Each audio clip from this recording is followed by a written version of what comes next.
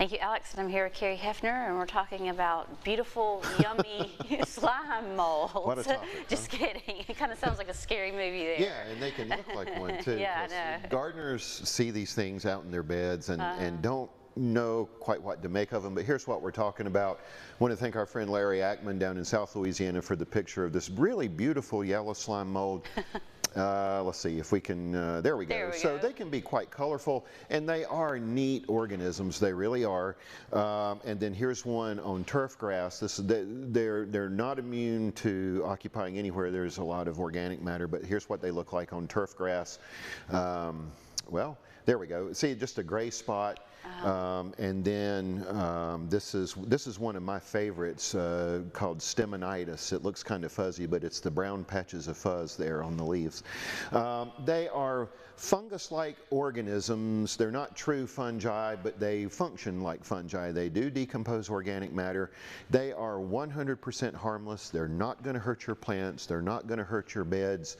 They're just there feeding on all that organic matter, and they will reach the end of their life cycle pretty quickly as temperatures warm up. And it's good to see the morning temperature is going to warm up some, because that'll really help these things subside, and then they'll produce spores, and that'll be it. So no fungicide necessary, no panic necessary either. They're not going to damage anything. So that's a quick look at slime molds. So and so an event coming up, an event coming up this Saturday over at the Red River Research Station in Bossier, Homesteader Series. I'm going to be talking about heirloom gardening. It's called Garden to Table.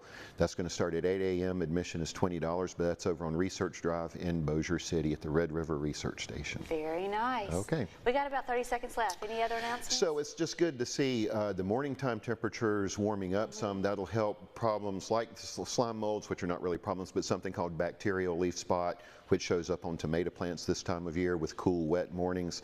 So that problem should be clearing up too.